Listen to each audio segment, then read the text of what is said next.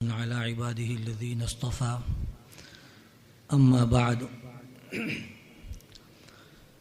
فأعوذ بالله من الشيطان الرجيم بسم الله الرحمن الرحيم زين للناس حب الشهوات من النساء والبنين والقناطير المقنطرة من الذهب والفضة والخيل المسومة والأنعام والحرث ذلك متاع الحياة الدنيا صدق اللہ العظیم۔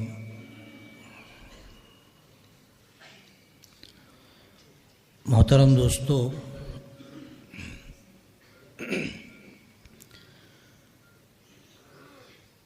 کل دوپہر سے اسلام پر ہونے والے اعتراضات اور ان کے جوابات کے متعلق ہماری گفتگو چل رہی ہے۔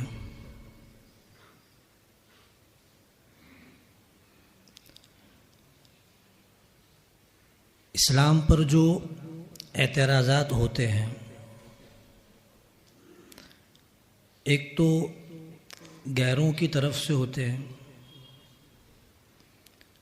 ان میں جہاں دوسرے مذہب کو ماننے والے شامل ہیں وہاں وہ لوگ بھی ہیں جو کسی بھی مذہب کو نہیں مانتے۔ اسی طرح سے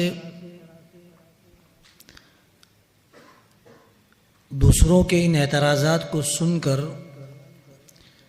جن مسلمانوں کے دلوں میں شکوک و شبہات پیدا ہوتے ہیں وہ بھی ان کی ہاں میں ہاں ملانے لگتے ہیں۔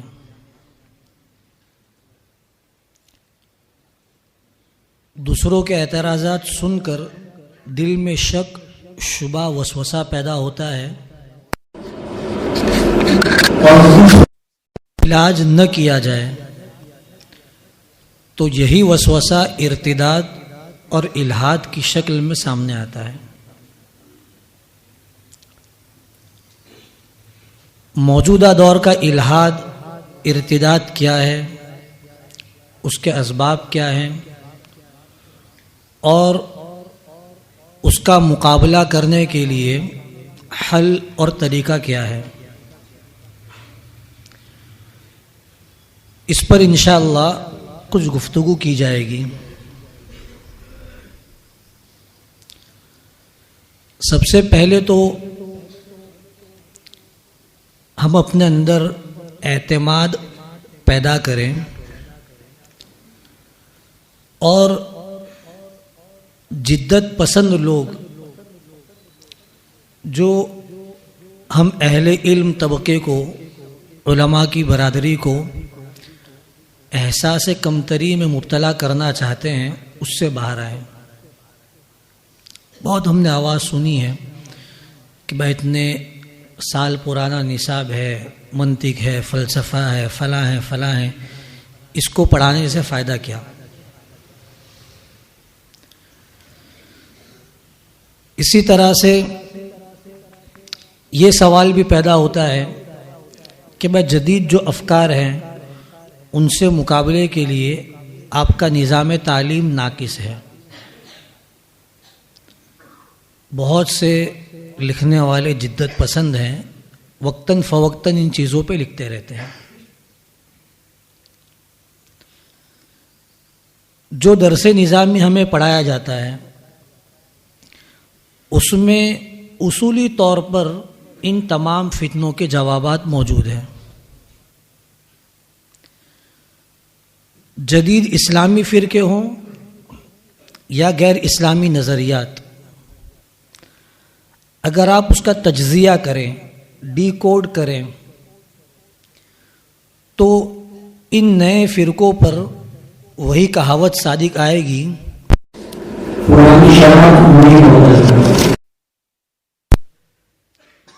گامدیت اگر کوئی فتنہ پھیلا رہی ہے تو نام تو اس کا بالکل نیا ہے، لیکن افکار وہی پرانے ہیں جو خوارج میں موجود تھے۔ معتزلہ میں موجود تھے۔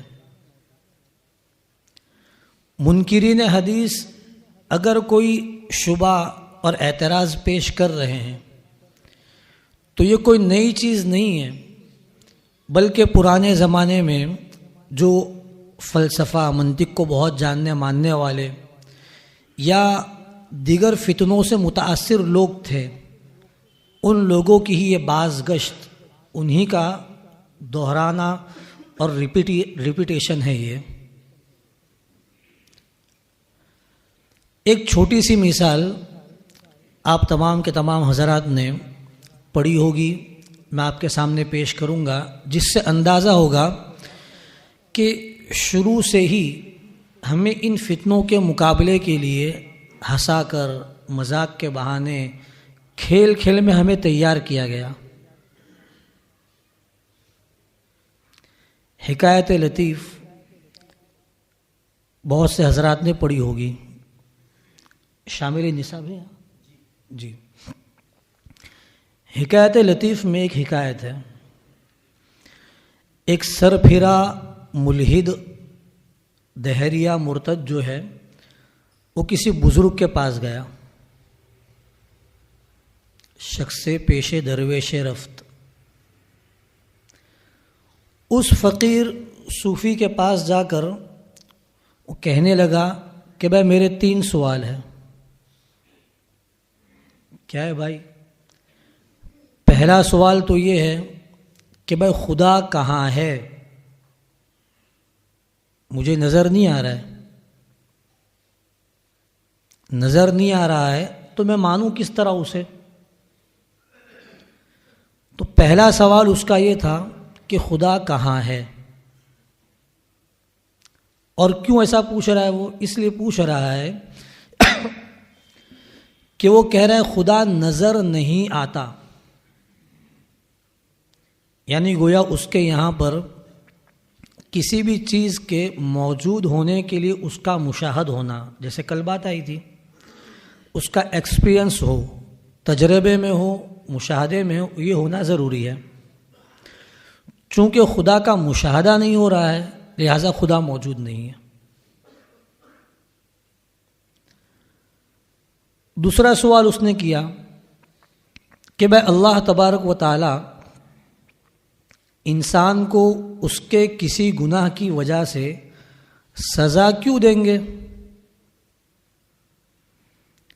ہر چیز کا خالق، ہر چیز کا مالک، ہر چیز پر قدرت رکھنے والا اللہ تبارک و تعالی ہے، اور ایک انسان اگر نیک کام کر رہا ہے تو وہ نیک کام اللہ کی وجہ سے ہے، تو بھائی برا کر رہا ہے وہ برا بھی تو اللہ ہی کی وجہ سے ہے۔ خالق اللہ ہے اس کا، یا اللہ نے پہلے سے اس کی تقدیر میں لکھ رکھا ہے۔ جب اللہ نے پہلے سے ہی اس کی تقدیر لکھ رکھی ہے تو اب اس کو سزا دینے کا کیا مطلب؟ یہ تو ظلم ہوا۔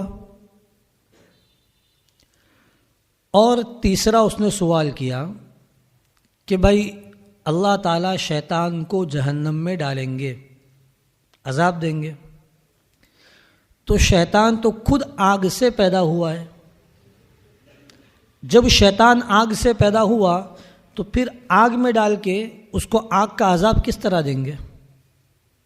شیطان بھی آگ سے، جہنم کا عذاب بھی آگ سے، تو آگ پر اثر کس طرح کرے گی؟ کوئی مطلب ہی نہیں ہے سزا دینے کا۔ یاد آئے 3 سوالات؟ ٹھیک ہے، اب اس بندے نے کیا جواب کیا دیا؟ سامنے جس درویش سے سوال کیا گیا یہ 3، اس نے جواب کیا دیا؟ جی 4 دلیلیں ہیں نا ہماری، قرآن، سنت، اجماع اور موبائل، قیاس، اس 4 میں سے کس دلیل سے جواب دیا؟ جی ارے بھائی 5ویں دلیل جوتے سے جواب دیا اس نے، یہ بھی یاد رکھو۔ بہت زیادہ مناظرے اور ڈیبیٹ کے میدان میں صوفی حضرات کا کام نہیں ہے، مناظرہ ڈیبیٹ جب بات چیت کرنی ہے، اگر آپ کو الزامی جواب اور آپ کے ذہن کی رسائی تیزی نہیں ہے تو آپ صرف اصولی طور پر دعوت دے کے ہٹ جائیں، ورنہ اگر آپ کو اصول پتہ نہیں ہے اور آپ وہاں جا رہے ہیں تو وہاں پر زیادہ خرابی پیدا ہونے کے امکانات ہیں۔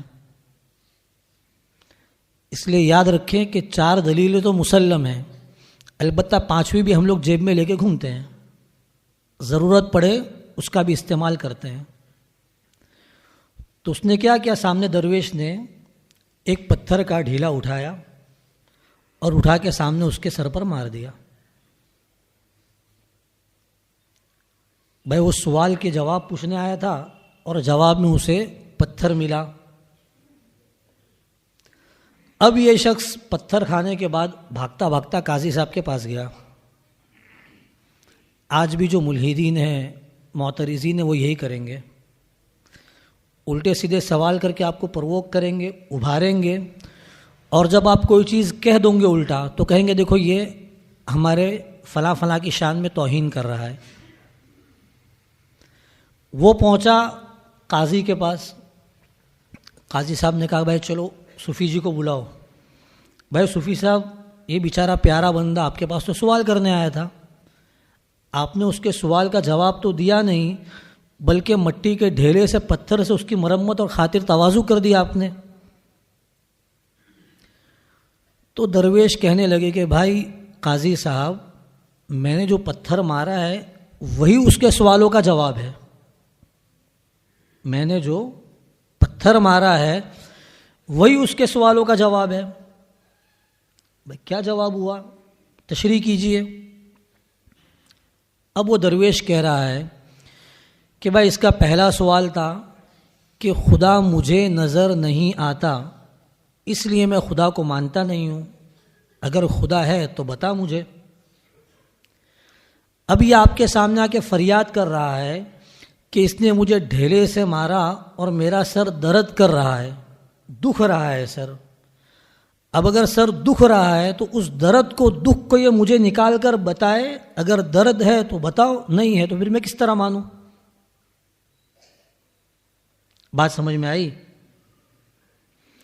تو بھائی منکر، اگر خدا کا منکر یہ دلیل دے رہا ہے کہ خدا نظر نہیں آتا اس کے لیے وہ موجود نہیں ہے، تو پھر اس کو کبھی پیٹ درد نہیں ہونا چاہیے، سر میں درد کبھی ہونا نہیں چاہیے۔ بھائی وہ بھی چیز نظر تو نہیں آ رہی ہے سامنے والے کو، آپ کہیں گے نظر نہیں، محسوس نہیں ہو رہا ہے، تو ٹھیک ہے بھائی آپ کو محسوس ہو رہا ہے، آپ کرتے رہو، میں مان کے میں چھٹی کیوں دوں آپ کو کام سے؟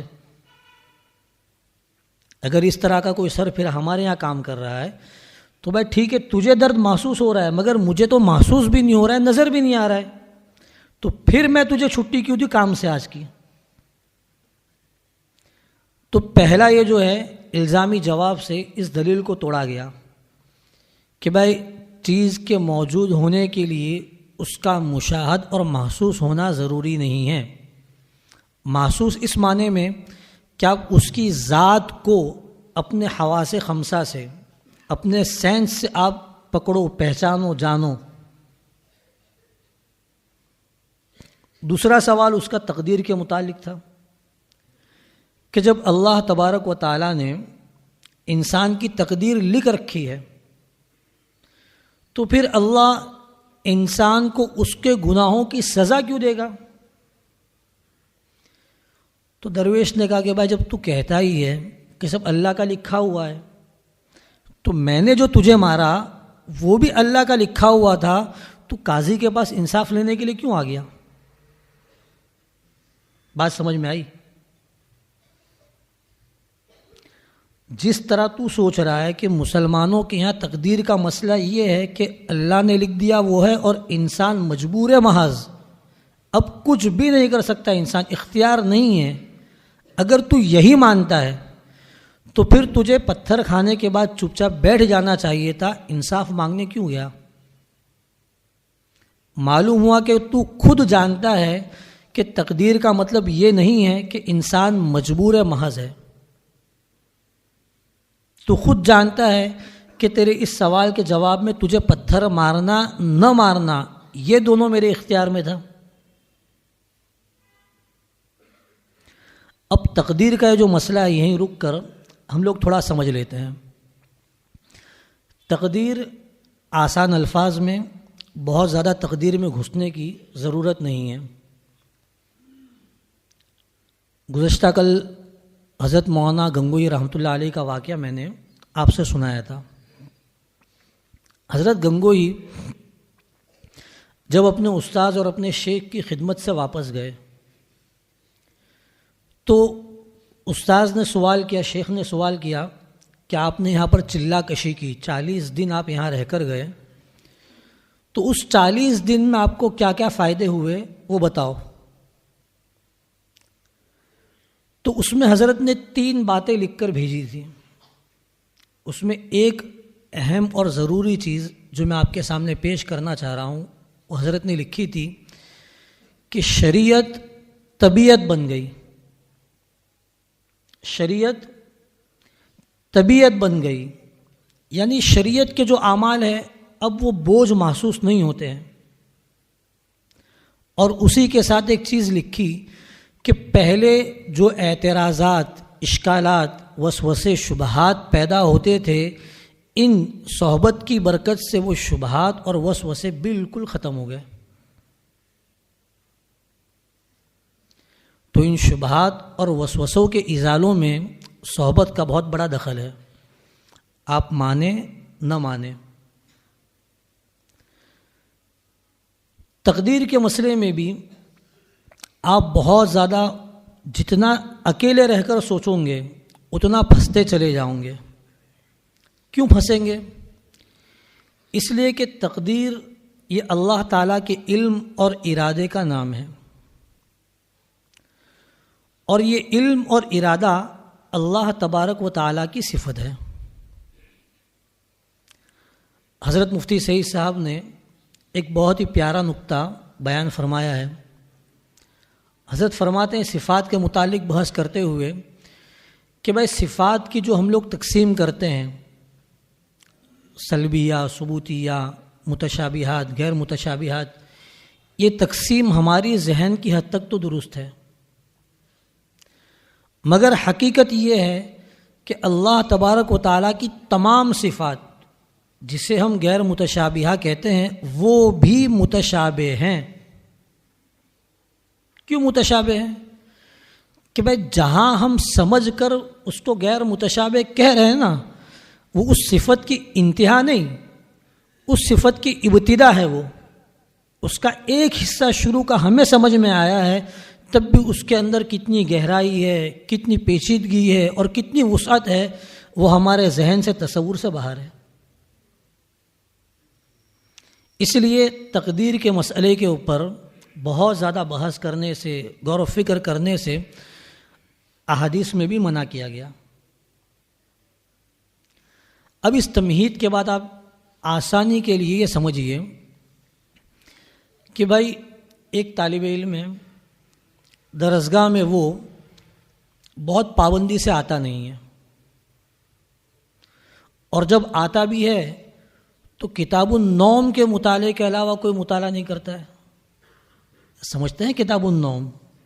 الحمدللہ ہر ایک نے مطالعہ کیا ہوگا اس کا. طالب علم حسامی کا، بخاری کا، اس کے حاشیے کا مطالعہ کرے یا نہ کرے، کتاب النوم کا تو ہر ایک مطالعہ کرتا ہے. ہمارے استاذ مولانا رشید احمد صاحب سلوڑی رحمۃ اللہ علیہ، عربی چہارم کا زمانہ تھا اور ششمائی کے بعد اسباق دیر سے چھٹے تھے ترجمے کا سبق. حضرت سبق پڑھا رہے تھے اور استاذ کا معمول یہ تھا کہ استاذ سبق پڑھا لیتے تھے، اس کے بعد ایک طالب علم پورے سبق کا ترجمہ کرتا تھا اور پھر سبق ختم ہوتا تھا. اب میں استاذ کے سامنے بیٹھا ہوا ہوں اور پتہ ہی نہیں ہے مجھے کس طرح سے مجھے جھونکا آ گیا،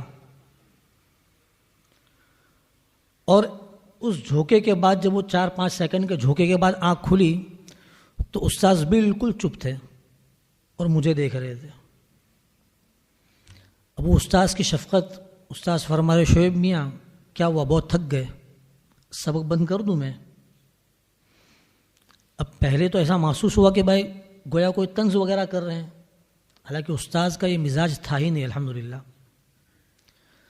پھر 2 دفعہ پوچھا، دوسری دفعہ، شعیب میاں صحیح کہہ رہا ہوں، تھک گئے ہو تو کہو سبق بند کر دوں میں کہا نہیں حضرت۔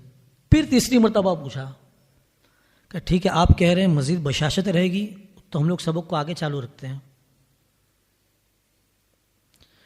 تو ہم نے اپنے اساتذہ سے یہ شفقت پائی ہے، جزوی طور پہ میں نے اس کا تذکرہ کیا، یہ طالب علمی صرف کتاب پڑھنے کا نام نہیں ہے، اپنے اساتذہ کی ادائیں، اخلاق، ان کے طریقے اپنے اندر جذب کر کے آئندہ نسلوں تک پہنچانے کا نام ہے۔ خیر، کتاب النوم کی برکت سے ایک استاذ کا تذکرہ ہو گیا ہمارے۔ اب تقدیر کا جو مسئلہ ہے اس کو بات کر رہے تھے ہم لوگ۔ اب وہ طالب علم آتا بھی ہے تو آ کر اس کا توجہ نہیں ہے، سو رہا ہے، وقت گزاری کر رہا ہے،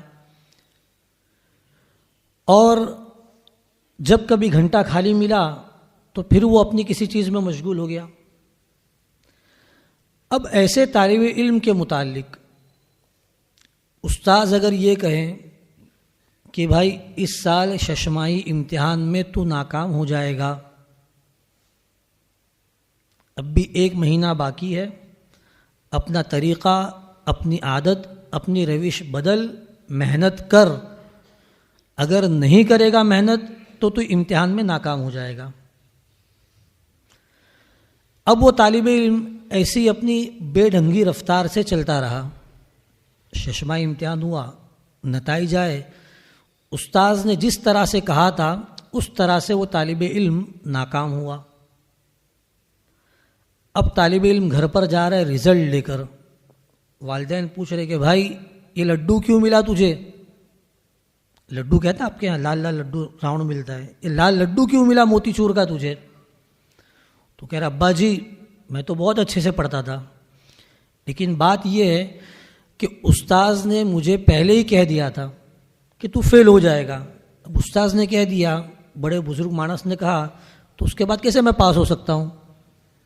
وہ پٹی پڑھا رہا ہے بیٹھ کر۔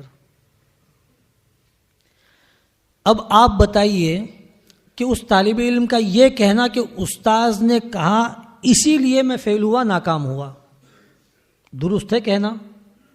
نہیں ہے۔ کیوں درست نہیں ہے؟ کہ بھائی استاذ نے تو تجھے راستہ بتانے کے لیے کہا تھا کہ بھائی محنت کر، کامیابی کی طرف بڑھ، یا اسی اپنی بے ڈھنگی چال پر چلتا رہے اور ناکام ہو جا۔ انا ہدیناہ السبیل اما شاکرا و اما کفورا۔ تو اللہ تبارک و تعالی جس طرح یہ استاذ کا پہلے سے اندازے کا علم، استاذ کو اندازہ ہو گیا محنت نہیں کر رہا ہے فیل ہوگا، تو استاذ کا اندازے کی بنیاد پر، اپنے تجربے کی بنیاد پر پہلے سے کوئی چیز کہہ دینا اس طالب علم کے امتحان میں پاس ہونے کی محنت کے لیے رکاوٹ نہیں ہے، نہیں ہے، نہیں ہے۔ اسی طرح سے اللہ تعالیٰ کے علم میں کسی چیز کا ہونا بندے کے اختیار میں رکاوٹ نہیں ہے۔ بات سمجھ میں آ گئی ہے اتنی؟ یہ آسانی سے تقدیر کے مسئلے کو سمجھنے کے لیے حل ہے۔ اگر اتنے مسئلے سے آپ کو سمجھ میں آ رہا ہے بہت اچھی بات ہے، نہیں آ رہا ہے، آپ کے اساتذہ موجود ہیں، کبھی تنہائی میں مجھ سے پوچھ لیجئے۔ میں خود کا یعنی اس لیے میں کہنا چاہ رہا ہوں کہ ایسا نہ لگے کہ بھائی تقدیر کے مسئلے پہ بھاگ کے جا رہا ہے، بھاگ رہا نہیں ہوں الحمدللہ۔ اپنے زمانے طالب علمی کے عربی دوم کے زمانے سے میں اس چیز پر پریشان رہا۔ مقالات عثمانی، حضرت مولانا شبیر احمد عثمانی رحمۃ اللہ علیہ کی کتاب، اس میں نے پڑھا، جتنا میں پڑھنے کی کوشش کر رہا تھا سمجھنے کے لیے اتنا الجھتا جا رہا تھا میں۔ ہمارے ایک دوست تھے تو عربی سوم کے زمانے میں مجھے پھر حضرت مفتی عباس صاحب کے پاس لے گئے، مفتی عباس صاحب بسم اللہ دامت برکاتہم۔ وہاں پہنچے، حضرت کے گھر پہ جمعہ کے دن مکان پہ ملاقات ہوئی۔ حضرت نے کچھ تسبیحات کہی کہ بھائی یہ پڑھو اور ابھی جذبات پر قابو رکھو تھوڑے، آئندہ آپ شرح عقائد پڑھیں گے تو شرح عقائد میں آپ کا یہ معاملہ حل ہو جائے گا۔ اب جب شرح عقائد کا سال آیا تو دل میں بہت پریشانی کہ بھائی اب تو عقائد پڑھنا ہے، بس اللہ ہی خیر کرے۔ اس کے لیے آسان طریقہ کہ میں بچنے کے لیے کیا کریں، کسی کی توجہات حاصل ہونی چاہیے۔ اللہ تبارک و تعالیٰ نے دل میں بات ڈالی اور حضرت الاستاذ مفتی احمد صاحب خانپوری اطال اللہ بقاءہ، حضرت کی بیعت کی مجلس ہونے والی تھی، میں نے بھی اپنا نام لکھوا دیا۔ جس دن حضرت سے بیعت ہوا اس دن سے لے کر الحمدللہ آج تک تحدیث نعمت کے طور پر خصوصاً تقدیر کے مسئلے پر کتنا بھی کسی کا کچھ بھی سن لے اعتراض نہیں ہو رہا ہے۔ اس لیے الذین یؤمنون بالغیب، ایمان بالغیب کی کیفیت ان ایمان بالغیب والوں کی توجہات سے حاصل ہوگی۔ عقل ناقص ہے۔ جس طرح سے آپ سائنس پڑھتے ہوئے، ریاضی پڑھتے ہوئے کچھ چیزوں کو نہ سمجھتے ہوئے بھی مان لیتے ہو، نہ چاہتے ہوئے بھی مان لیتے ہو۔ بھائی 2 اور 2 کتنا ہوتا ہے؟ 4 ہوتا ہے نا، 3 کیوں نہیں، 5 کیوں نہیں؟ آپ کہو کہ بھائی آپ سے ہم لوگ جامعہ حسنیہ والے 2 اور 2 کو 4 نہیں 3 مانیں گے یا 5 مانیں گے؟ چلے گا اس طرح؟ نہیں چلے گا نا۔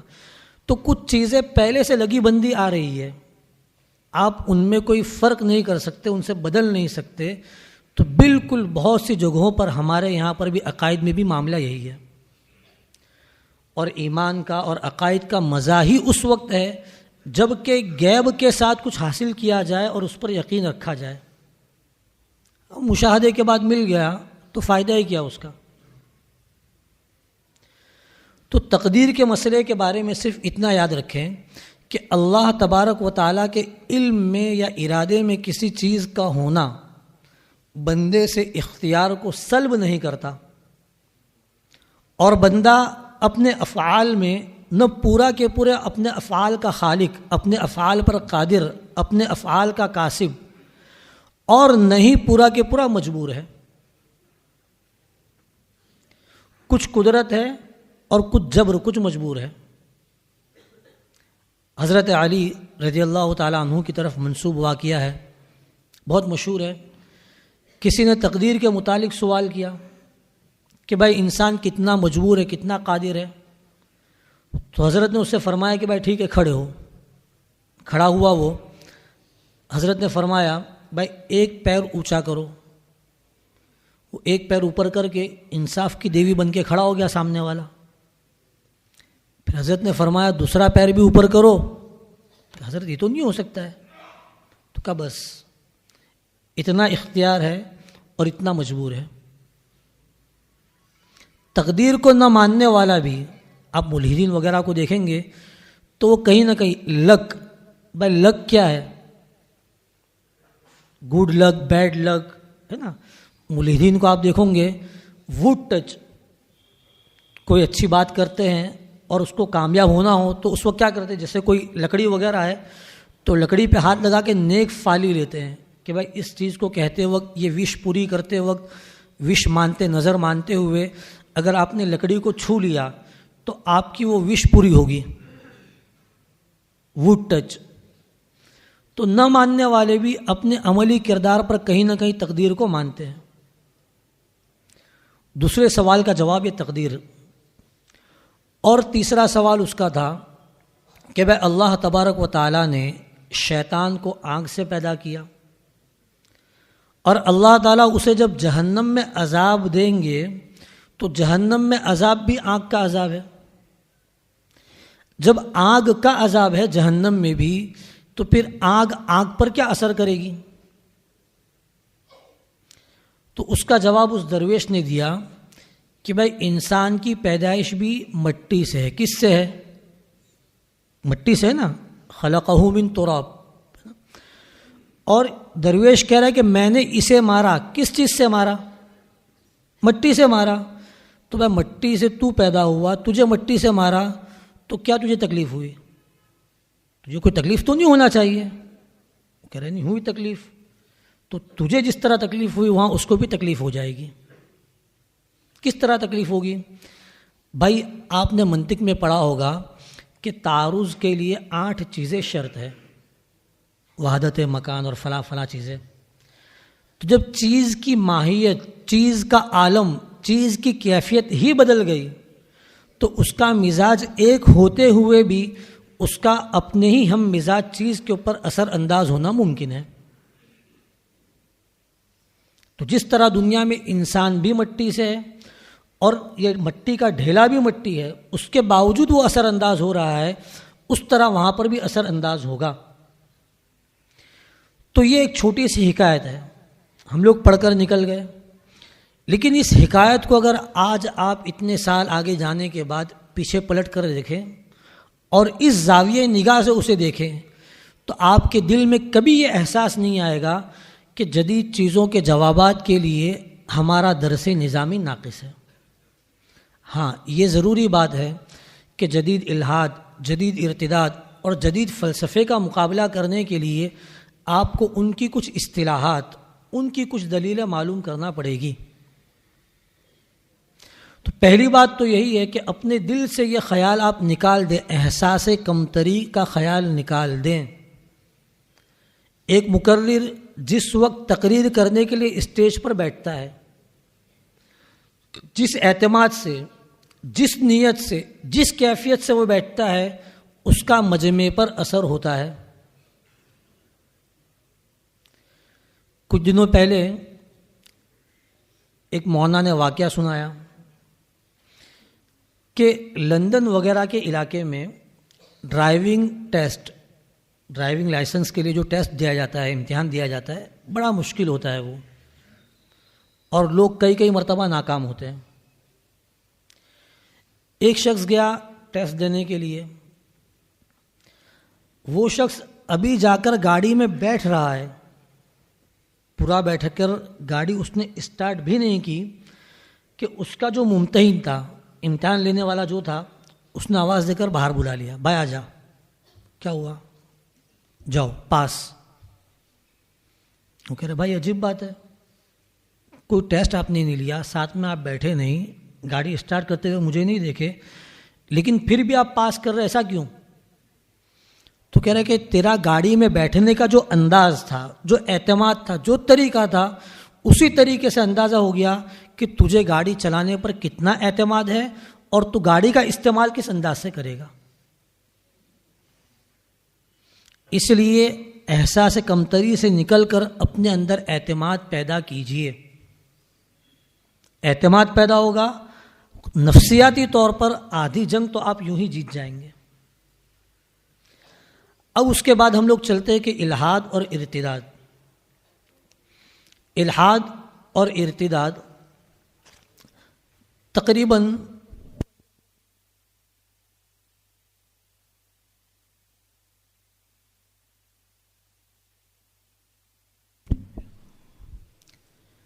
اب الحاد اور ارتداد یہ تقریباً ایک ہی چیز ہے. فرق کیا ہے کہ ایک شخص مسلمان تھا اور پھر وہ اسلام کو اس نے چھوڑ دیا تو اسے کہیں گے مرتد. اور ارتداد کی جو بہت سی وجوہات ہے، ان وجوہات میں سے ایک وجہ ہے ملحد ہونا. ملحد کسے کہتے ہیں؟ ملحد جو خدا، رسول یا آسان الفاظ میں کہیں جو مذہب کا انکار کرنے والا ہو. تو جو بھی مسلمان مذہب کا انکار کرے گا، مذہب کو چھوڑے گا، وہ مرتد تو ہے ہی. اب اگر اس نے مذہب کو چھوڑا ہے صرف نکاح کے لیے، شادی کے لیے، تو صرف مرتد ہے وہ. اور اگر مذہب کو چھوڑنے کی وجہ اس کی یہ عقلی چیزیں یا نفسانی خواہشات کی بنیاد پر اسلام کا انکار، اسلامی تعلیمات کا انکار ہے، تو وہ مرتد پلس ملحد ہے.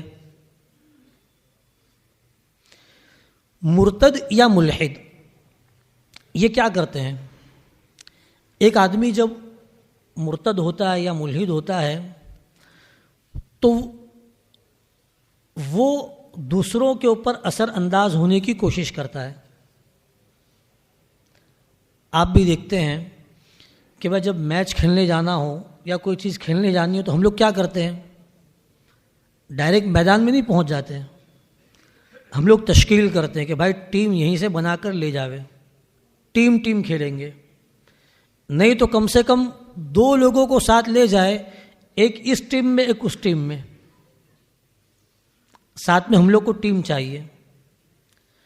اسی طرح انسان کی یہ فطرت ہے, انسان نیکی کرے گا تو اپنی نیکی میں بھی فطرتاً دوسروں کو شامل کرے گا, بدی کرے گا, برائی کرے گا تو برائی میں بھی ایک کے بجائے 2 کو شامل کرنے کی کوشش کرے گا. اب مرتد یا ملحد کو بھی جب رہنا ہے تو اسے بھی اپنی ٹیم بنا کر رہنا ہے. اب وہ آ کر اعتراضات دوسرے کے دلوں میں شکوک و شبہات ڈالتا ہے. اب یہ ملحد جو آپ کو شک ڈالے گا, آپ کے دماغ میں شبہ ڈالے گا, کس بنیاد پہ ڈالے گا؟ اسے آپ سمجھ لیجئے پہلے کہ الحاد کی جو وجوہات ہیں وہ 2 وجہ عموماً بیان کی جاتی ہے. ایک تو علمی الحاد کہ آدمی نے بہت مطالعہ کیا, پڑھ لیا اور پڑھنے کے بعد اس کو خدا کے وجود میں علمی بنیادوں پر شک ہوا, رسالت کے تصور پر علمی بنیادوں پہ شک ہوا, آخرت کے تصور پر علمی بنیادوں پر شک ہوا. یہ علمی جو الحاد ہے یہ بہت کم ہوتا ہے. اور اس سے معلوم ہوا کہ جس طرح سے ہمارے یہاں پر طلباء میں عرفاتی مولویوں کی بڑی قسم ہوتی ہے. ایک سمجھتے ہیں عرفاتی مولوی؟ بھائی سمجھتے ہیں؟ تو جس طرح سے ہمارے یہاں پر عرفاتی مولوی ہوتے ہیں کہ بھائی بس گزر جاؤ, کسی بھی حالت میں وقوف عرفہ آپ کا ہو گیا, گزر جاؤ, بس سند تو مل ہی جانی ہے, کتاب کے صفحے کھولے یا نہیں کھولے پورے سال, لیکن مولوی کی سند تو مل جائے گی. تو معلوم ہوا کہ یونیورسٹی اور کالج میں بھی ایک بڑا طبقہ ایسا ہی ہوتا ہے کہ جو صرف وہ امتحان کے سوالات کو سامنے رکھ کے جوابات رٹ کر یاد کر لیتا ہے, باقی کیا سمجھ میں آیا کیا سمجھ میں نہیں آیا چلتے بنو. اور اسی لیے بعض ڈاکٹر تو مشہور ہوتے ہیں کہ جو شخص ان کے پاس جاتا ہے وہ کامیاب علاج کرتے ہیں. کیوں کامیاب علاج کرتے ہیں؟ جس کا علاج ناکام ہوتا ہے وہ ناکامی کی دہائی دینے کے لیے بچتا ہی نہیں ہے.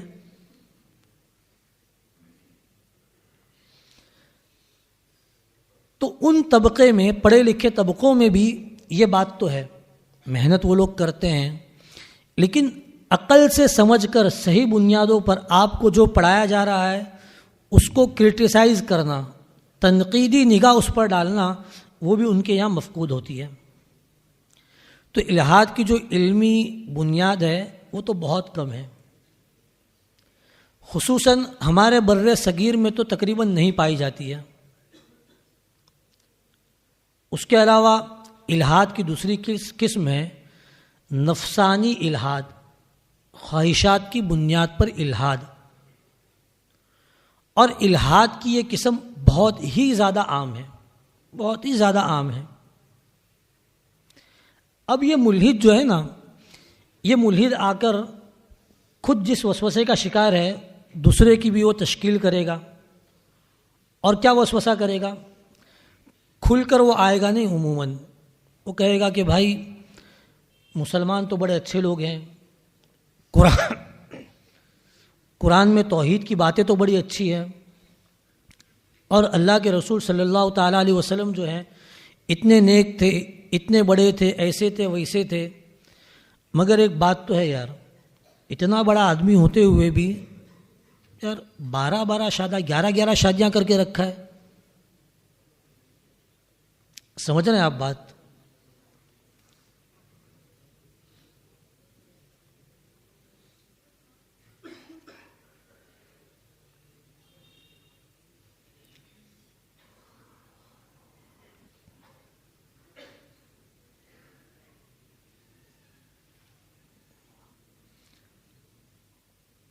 بھائی تھوڑی اگر آپ لوگ نہیں کہنا چاہیے میری آواز سے آواز نہ ملائے تو بہتر ہوگا. میں وہ شعلہ بیاں مقرر نہیں ہوں جو ہر جملے کے بعد نعرہ تکبیر کا خواہاں ہوں. اس لیے ہمارے جو ساتھی میری آواز سے آواز ملا رہے ہیں ان سے معذرت کروں گا. آپ کے جذبات کی قدر ہے. میں صرف میری زبان نہیں چل رہی ان موضوعات پر، دماغ بھی ساتھ میں چل رہا ہے.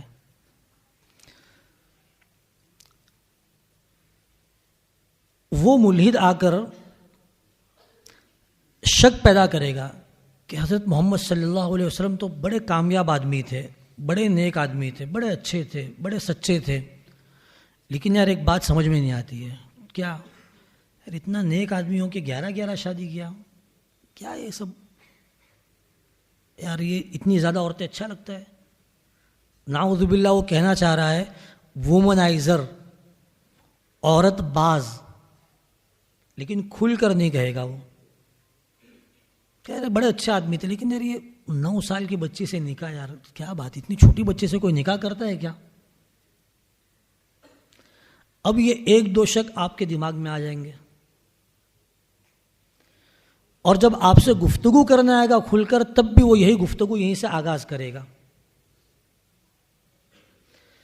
اب یہ شکوک اور شبہات جب آ رہے ہیں تو آپ کیا کریں گے؟ آپ جواب دیں گے نہیں، یہ 11 نکاح ہوئے، اس میں اس کا یہ فائدہ، اس کا وہ فائدہ، اس کا یہ فائدہ، اس کا وہ فائدہ، اور بھائی اس لڑکی سے اتنی عمر میں شادی ہوئی تو یہ ہوتا ہے، بالغ ہونا، یہ ہونا، وہ ہونا. آپ پورا جواب دینے لگیں گے. آپ ایک جواب دیں گے، دوسرا سوال کھڑا کرے گا، دوسرا جواب دیں گے، تیسرا سوال کھڑا کرے گا. آپ اس کی ان تمام چیزوں کو سن کر اس کا جواب دینے کے بجائے سب سے پہلے تو آپ اس کو اصول پر لے کے آئیں کہ بھائی تو اللہ کو مانتا ہے، ٹھیک ہے، اللہ کے وجود کا قائل ہے، اللہ ہی اس دنیا کا نظام چلا رہا ہے، مانتا ہے، ٹھیک ہے، رسالت کے تصور کو مانتا ہے، ٹھیک ہے.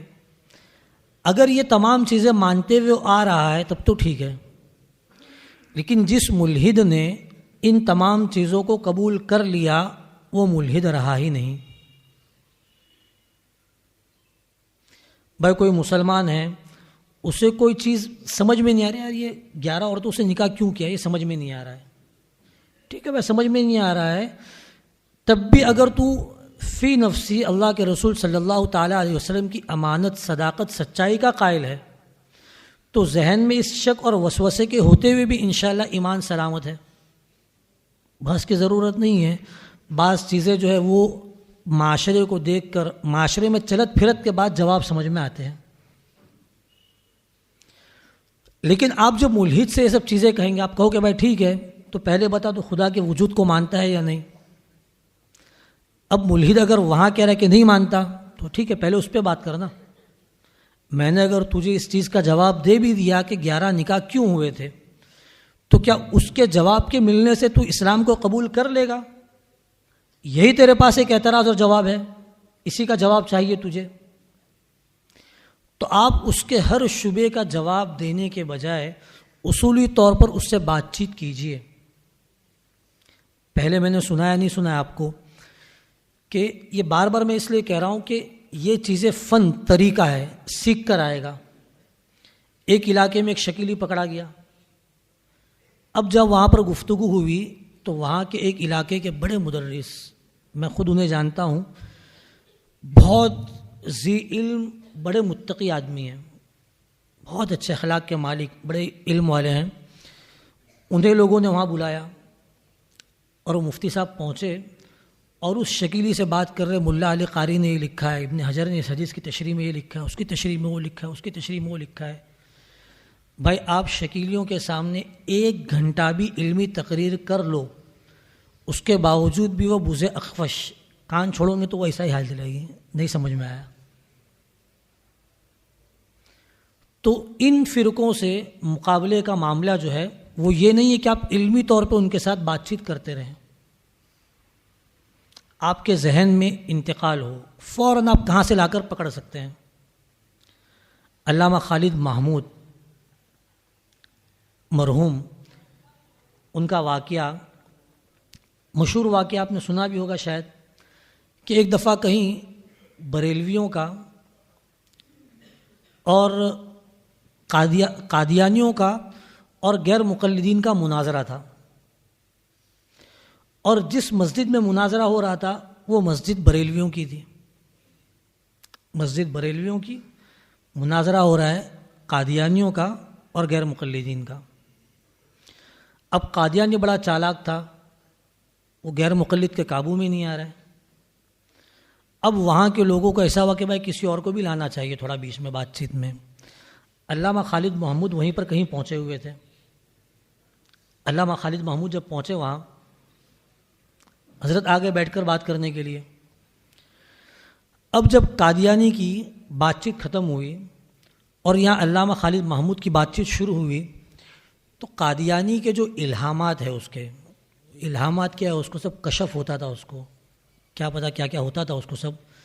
اس کا ایک الہام ہے بھائی، جو فرشتہ اس کا وہی لاتا تھا، اس کا نام پتہ ہے آپ کو؟ مرزا قادیانی کی جو فرشتہ اس کے پاس وہی لاتا تھا، اس کا نام پتہ ہے؟ ٹیچی ٹیچی. کیا نام تھا بھائی؟ ٹیچی ٹیچی. بھائی کیوں ٹیچی ٹیچی نام ہے؟ کہتا وہ آدمی ٹچ ٹچ کرتا ہے. بدبخت نے وہ سلسلۃ الجرس، گھنٹی کی آواز جو حدیث میں وہی کی کیفیت ذکر ہے، اس کو کاپی کرنے کی کوشش کی بدبخت نے. تو علامہ خالد محمود نے اس کی وہ کتاب تذکرہ ہاتھ میں لی. اب جیسی وہ کتاب ہاتھ میں لی تو سامنے وہ قادیانی کہنے لگا کہ مولانا آپ نے مناظرے کے شرائط نہیں پڑھے؟ کہ بھائی پڑھ لیے میں نے. تو کہ پھر آپ مناظرے کی شرائط کی خلاف ورزی کیوں کر رہے ہو؟ میں کیا خلاف ورزی کر رہا ہوں؟ کہنے کا مناظرے کے اصول میں لکھا ہے کہ قرآن و حدیث کے علاوہ کسی بھی تیسری چیز سے دلیل پیش نہیں کی جائے گی. حضرت نے کہا ٹھیک ہے، میں کیا غلط کر رہا ہوں؟ تو کہا آپ کے ہاتھ میں تو کتاب ہے. میں نے کہا ہاں کتاب ہے نا، تو کیا ہوا مسئلہ؟ تو کہا یہ کیا قرآن ہے، یہ حدیث ہے؟ میں نے کہا ہے نا بھائی. تو مولانا کیسے قرآن و حدیث ہو گئی ہے؟ کہ بھائی مرزا صاحب تمہارے یہاں پر نبی ہیں، اور یہ جو کتاب ہے تذکرہ، یہ مرزا صاحب کا الہام ہے، اور نبی کا الہام یہ نبی کی وحی ہوتی ہے، اور نبی کی وحی جو ہے وہ قرآن یا حدیث ہے. تو اب یہ تذکرہ بھی یا تو قرآن ہو یا حدیث ہے. اب آپ یا تو اپنے نبی کا اسے الہام اور وحی مانتے ہوئے قرآن و حدیث کے درجے میں رکھ کر مجھے یا تو پیش کرنے دیجئے، یا آپ مان لیجئے کہ یہ قرآن و حدیث کی طرح یہ وحی اور الہام نہیں ہے. بات سمجھ میں آئی آپ کو؟ اب وہ اگر مان لیتا ہے تو وہاں کھول کے حضرت بتا دیں گے کہ بھائی وہ الہام آ رہا ہے، اس کو آئی لو یو، اس کا الہام ہے باقاعدہ. حضرت بتائیں گے کہ وہاں لکھ رہا ہے کہ اللہ تبارک و تعالیٰ نے میرے ساتھ ذکورت والا معاملہ، زن و شو، میاں بیوی کے درمیان جو واقعہ ہوتا ہے، نعوذ باللہ اس طرح کا واقعہ انجام دیا. اسی میں لکھا ہے کہ وہ عجیب آدمی تھا، اس کو خود کو پتہ ہی نہیں تھا کیا ہوتا ہے. وہ کبھی کہتا ہے میں حجر اسود ہوں، کبھی کہتا ہے میں کرشن ہوں، کبھی کہتا ہے میں عیسیٰ ہوں، کبھی کہتا ہے میں مہدی ہوں، کبھی کہتا ہے میں موسیٰ ہوں، کبھی کہتا ہے بیت اللہ ہوں. اور حد تو یہ ہو گئی کہ ایک شعر میں اس نے کہہ دیا کہ میں ہوں بشر کی جائے نفرت، بشر کی نفرت کی جگہ کرم خاکی، مٹی کا کیڑا، اور آدمیوں کی شرم کی جگہ، شرم کی جگہ یعنی شرم گاہ. بہت اچھے بھائی. اب شرم کی جگہ، آدمیوں کی شرم کی جگہ کیوں بننا تھا بھائی؟ وہاں جہاں پر جو لوگ لنگ پوجا کرتے وہاں تو کہتا تو بات سمجھ میں بھی آتی. یہاں کون سے لنگ پوجا کا معاملہ چل رہا ہے؟ خیر یہ الزامی جواب دے کے اس کو خاموش کیا گیا. اب سامنے والا قادیانی جو ہے وہ قادیانی بھی الٹ پھلٹ کر رہا ہے، کہہ رہا ہے کہ دیکھو تم لوگ سب ایسے ہی لوگ ہو، یہ دیکھو یہاں پر یا رسول اللہ اور یا محمد، یا اللہ یا محمد لکھا ہوا ہے، اور یہ یا محمد کہنا تو کفر اور شرک ہے، اور تم یہاں پر کھڑے ہو کے بات کر رہے ہو، تم بھی کافر ہو، تم بھی مشرک ہو، یہ ہے وہ ہے.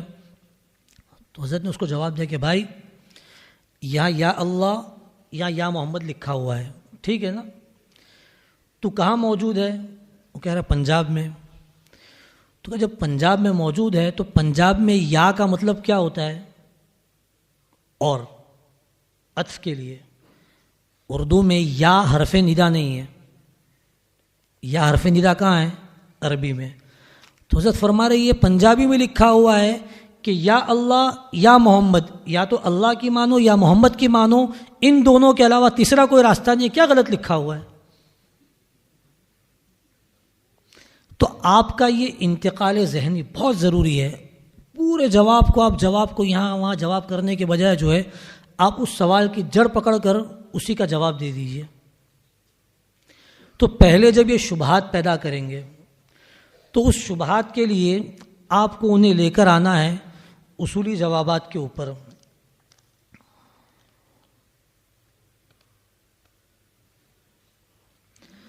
اب یہ شبہات کے ایک تو یہ طریقہ ہو گیا اصولی جواب دیں. اصولی جواب دینے کے ساتھ ساتھ آپ کو انہیں ہوم ورک دینا ہے. وہی چیز بچپن سے جس سے بھاگتے رہے. اسکول میں جو ٹیچر ہمیں ہوم ورک دیتا تھا وہی سب سے برا لگتا تھا. تو وہی کام ہم کو اس کے ذمے سپرد کرنا ہے. کیا 2-4 اس کے اوپر بھی اعتراض کر دیں. جیسے کل میں نے بتایا تھا، وہ کہہ رہے کہ بھائی مادہ تھا، مادے میں حرکت پیدا ہوئی، بینگ بینگ ہوا اور دنیا قائم ہو گئی. تو اسے کہے کہ بھائی مادے میں حرکت ہوئی، ہر حرکت کے لیے کوئی نہ کوئی متحرک چاہیے. اس مادے میں حرکت کے لیے متحرک کون تھا؟ خود بخود ہو گیا. بھائی خود بخود تو دنیا میں کوئی چیز ہوتی ہوئی نہیں دکھتی ہے. تو اس طرح سے 2-4 اس کے ذمے بھی کام لگائیں کہ بھائی اللہ کے رسول نے اس طرح سے کیا، کم عمری کی شادی کی، تو تمہارے فلاں ملحد نے تو یہ کیا تھا، اور تمہارا فلاں ملحد یہ ہے، اس نے یہ کیا ہے. 2-4 اس کے ذمے بھی آپ لگاتے چلے جائیں. اب اسی ذیل میں 2 باتیں آئی تھی. ایک تو یہ چیز آئی کہ حضرت نبی کریم صلی اللہ تعالیٰ علیہ وسلم نے تعدد ازدواج 11 نکاح کیوں فرمائے، کیوں نکاح ہوئے، ان نکاحوں کے پیچھے مصلحت کیا تھی، یہ تمام چیزیں لکھی ہوئی ہیں. اصولی طور پہ آپ اس سے یہ پوچھیں کہ بھائی اگر ایک شخص وومنائزر، شہوت پسند اور عورتوں کا دل دادا ہے اگر، تو وہ اپنی قوت اور اسباب تمام موجود ہونے کے باوجود بھی کب تک اپنی خواہشات کو پوری کرنے سے رک سکتا ہے؟ 15 سال، 16 سال، 18 سال کی عمر میں بالغ ہو گیا وہ، اور طاقت بھی بھرپور شباب رہا، جسمانی کسی طرح کی کوئی بیماری نہیں ہے، جنسی کوئی بیماری نہیں ہے، اور سامنے سے لوگ کہہ رہے ہیں کہ بھائی جو لڑکی چاہیے بول، تجھے پہنچا دی جائے گی، جتنا پیسہ چاہیے بول، دے دیا جائے گا. ان تمام اسباب کے باوجود زنا سے کوئی معاونت، رکاوٹ نہ ہونے کے باوجود کوئی شخص کتنے وقت تک زنا سے بچ سکتا ہے؟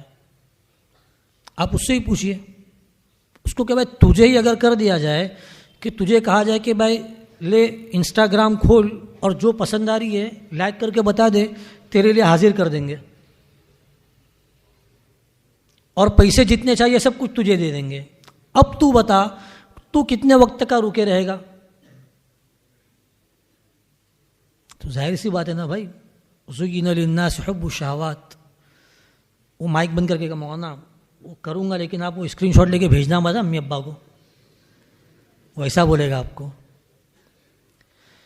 تو بھائی جب تو نہیں رک سکتا ہے لیکن اس شخص نے اپنی عمر کے ایک لمبے حصے تک کا، 25 سال کی عمر تک کا کسی کو غلط نگاہ سے دیکھا ہو، یہ کہنے والا بھی کوئی دنیا میں موجود نہیں ہے، نہ اس وقت تھا نہ آج کوئی ثابت کر سکتا ہے.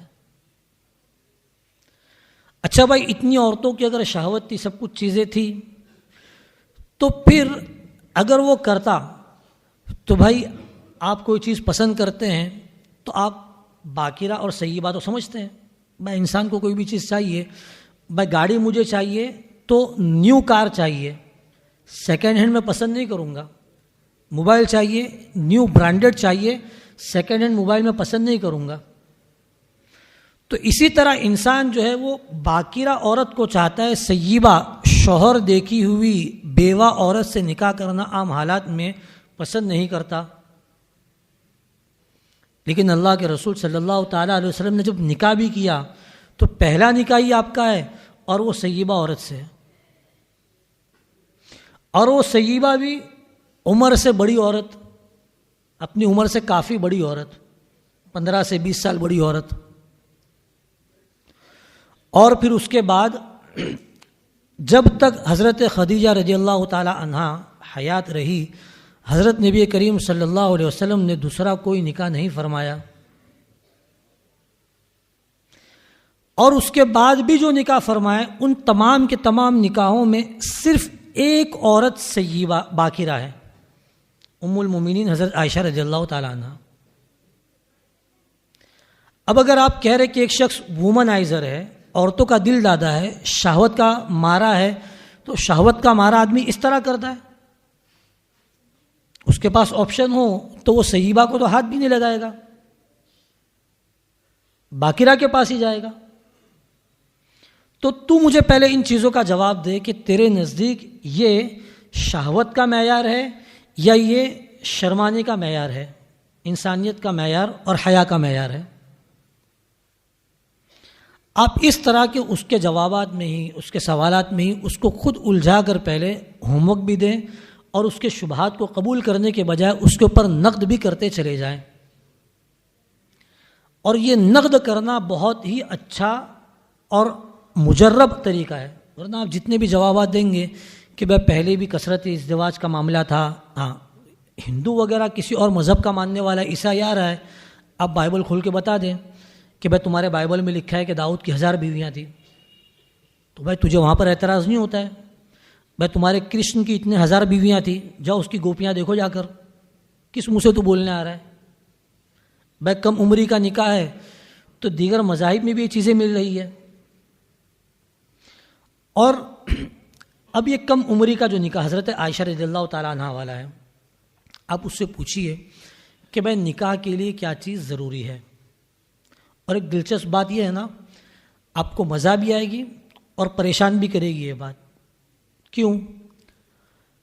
کسی بھی آپ ملحد سے جب گفتگو کر کے ایک چیز اس سے منوانا چاہیں گے کہ بھائی ٹھیک ہے تو یہ مان رہا ہے نا کہ بھائی نکاح کے لیے ضروری ہے کہ عورت بالغ ہو، اس کا بدن درست ہو، اتنا یا اور بھی کچھ چیز کافی ہے؟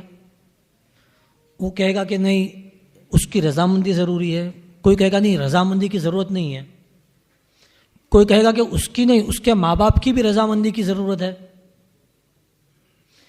تو کوئی بھی ملحد آپ کو الا ماشاء اللہ کسی بھی چیز پر اتفاق کرنے والا نہیں ملے گا، نہیں ملے گا. تو آپ کے علم میں اضافہ ہو کر آپ کو بات کرنے مزہ بھی آئے گی، اور جب نہیں ملے گا تو ہر طرح پر سامنے والے کو ایک میدان پہ لانے کے لیے آپ کو محنت کرنے میں آپ کا دماغ کھپے گا بھی.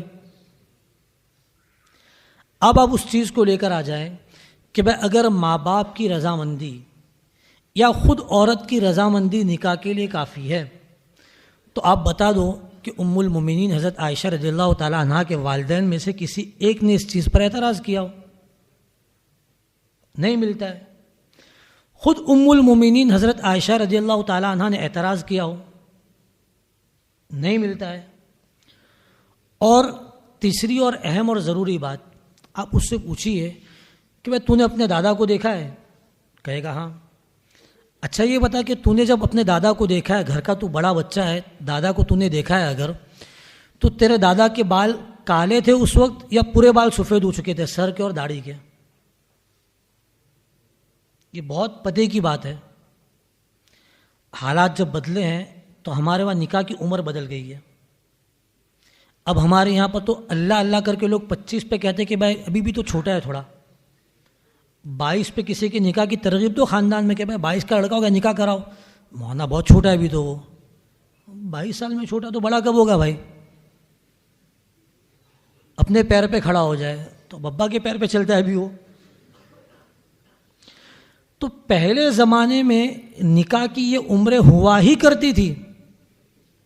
اگر آپ کے دادا نے نانا نے بھی 25 سال کی عمر میں نکاح کیا ہوتا تو بھائی آپ کے 25 کے ہوتے ہوتے تو 75 کے ہو کے قبر میں جا چکے ہوتے. آپ نے دیکھا ہی نہیں ہوتا زندگی میں انہیں. لیکن آپ نے ان کو اپنی زندگی جیتے ہوئے دیکھا تو معلوم ہوا کہ کم عمری کا نکاح تو پہلے سے رائج تھا. اسی لیے ماڈرنزم 18ویں صدی کے پہلے پہلے کسی نے بھی اس کم عمری کے نکاح پر اعتراض نہیں کیا. تو یہ جو چیزیں ہیں آج ٹھیک ہے. اسی طرح آپ دیکھ لیجئے کہ بھائی بلوغت کی عمر، بالغ ہونے کی عمر، یہ کیا ہے؟ وہ کہے گا نا بالغ ہونا ضروری ہے. تو میں آپ کہہ دیجئے کہ بالغ ہونے کا معیار کیا ہے؟ وہ کہے گا بھائی ہندوستان کے اعتبار سے 18 سال. اب وہ 18 کو 20 کرنے کے چکر میں ہیں یہ لوگ. آپ کہے ٹھیک ہے ہندوستان میں یہاں 18 سال، امریکہ کی ایک ریاست میں 18 سال ہے، دوسری ریاست میں 16 سال ہے، تیسری ریاست میں 14 سال ہے.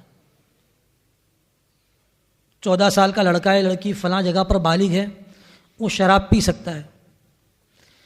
اس علاقے میں دوسرے اسٹیٹ میں 14 سال کا نابالغ ہے، 16 سال کا بالغ ہے، وہ شراب پی سکتا ہے.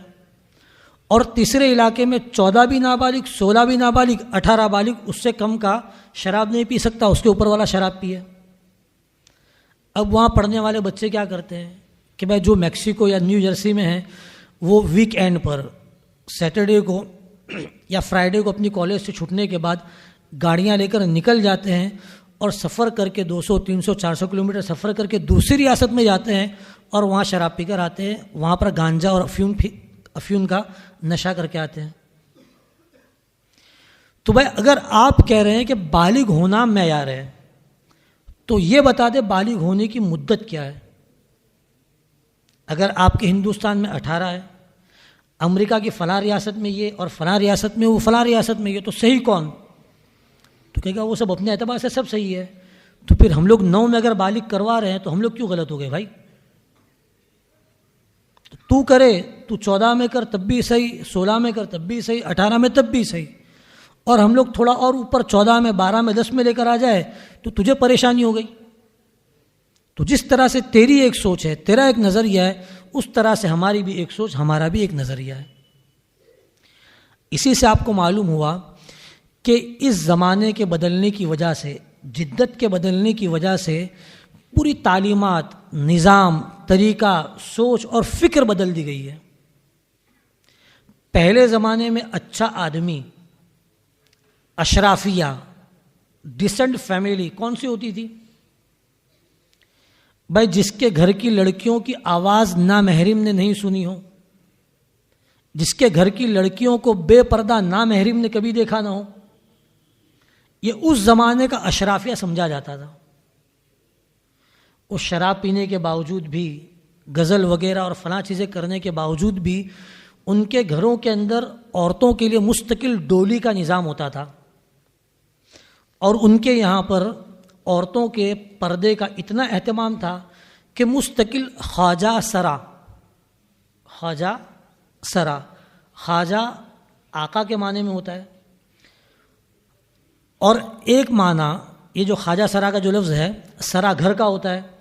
خواجہ سرا کہا جاتا تھا مخنث لوگوں کو، وہ مرد کہ جن کی مردانگی ختم کر دی گئی ہو، اور گھر کے اندر طاقتور چیزوں کے لیے، زیادہ کام کے لیے مرد کی ضرورت ہے، مگر مرد زنان خانے میں جائے گا تو وہاں پر فتنہ پھیلنے کا ڈر ہے. اس لیے جس طرح سے ہمارے یہاں بکروں کو خصی کرتے ہیں اس طرح مردوں کو باقاعدہ خصی کیا جاتا تھا. اور پھر وہ اشرافیہ ان خواجہ سراؤں کے علاوہ کسی کو بھی اپنے گھروں میں آنے دیتے نہیں تھے زنان خانے میں. پرانی کتابیں دیکھیں، پرانے مکانات دیکھیں تو اس میں زنان خانہ الگ اور مردانہ مکان الگ، دونوں الگ تھا. اب ہوتا ہے تو bed room, kitchen, dining hall اور ڈرائنگ روم، بیٹھو یہاں پر. اب ڈرائنگ روم میں آپ کو مرد عورت ساتھ میں بیٹھنا ہے. اگر آپ کے گھر میں زنان خانہ الگ، مرد خانہ الگ ہے، مردوں کا مکان عورتوں کا مکان الگ ہے، تو آج کے دور میں آپ ڈیسنٹ فیملی کے نہیں، آپ کنزرویٹو، آپ قدامت پسند، پرانی سوچ کے آدمی ہیں. کل بھی مثال دی تھی کہ بھائی ایک لڑکی اگر اپنے آپ کو پردے میں بدن چھپا کر سیف محفوظ کر رہی ہے، اگر وہ اس پردے کی حالت میں بدن چھپا کر پورے کپڑے پہن کر کسی پارٹی میں جا رہی ہے تو اسے تانا دیا جائے گا، یار کیا پرانے خیال کی لڑکی ہے، یار ہم لوگ تو ابھی 2024 میں جی رہے ہیں, دنیا بدل رہی ہے, سب چھوڑ. اور پہلے زمانے میں جو لڑکی چہرہ کھول کر باہر نکل جائے پورے محلے میں چرچا ہو جاتا تھا. اس کے باپ کو لوگ راستے میں پکڑ کے پوچھتے تھے کہ تیری بیٹی کو تو نے کوئی اخلاق و تربیت کی ہے کہ نہیں اس کی. تو پہلے ترقی یافتہ ہونے کا اور شریف ہونے کا معیار الگ تھا, اور اب معیار الگ ہو گیا. پہلے آدمی کے شریف ہونے کا معیار اور اچھا ہونے کا معیار یہ تھا کہ بھائی بازار میں اسے کسی سے اونچی آواز میں غصے سے گالی گلوچ کے ساتھ بات کرتے ہوئے کسی نے نہیں دیکھا ہو, کسی نے جھوٹ بولتے ہوئے نہ سنا ہو.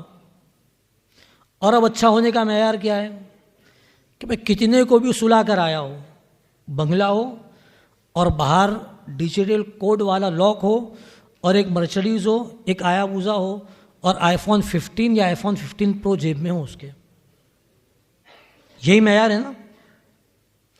تو یہ جدید تعلیم نے اور جدید تربیت نے اور الہاد کی بنیاد پر یہ پورا کے پورا نظام بدل دیا گیا ہے. اور ان تمام کے پیچھے اگر آپ اصل بنیاد دیکھیں گے تو قرآن کریم کی جس آیت کی تلاوت کی گئی, زُيِّنَ لِلنَّاسِ حُبُّ الشَّهَوَاتِ مِنَ النِّسَاءِ, کہ آدمی اپنے بچوں کے لیے, اپنی عورتوں کے لیے, اور سونے چاندی کے لیے, بینک بیلنس کے لیے, زمین جائیداد کے لیے, نام کمانے کے لیے, ان سب چیزوں کے لیے یہ مرغوبات مزین کر کے پیش کی گئی ہے, اور اسی میں یہ جا کر پھنس جاتا ہے. اور ان سے بچنے کا طریقہ کیا ہے؟ آگے کے ٹکڑے میں ارشاد فرما دیا گیا, ذَلِكَ مَتَاعُ الْحَيَاةِ الدُّنْيَا.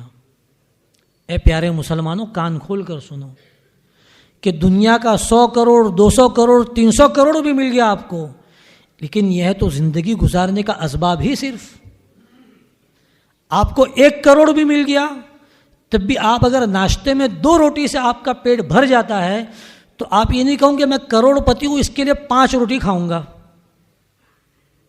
کہے گا کوئی؟ نہیں.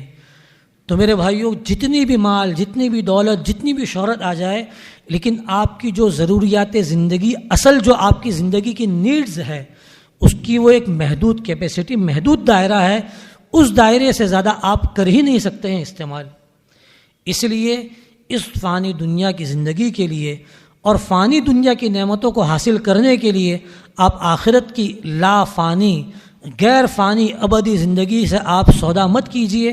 اس چیز کو دل و دماغ میں بٹھائیے. دنیا کی فنائیت اور آخرت کی بقا اور ابدیت کا یہی فرق ہے کہ جو ہمیں اپنے ذہنوں میں بٹھانا ہے.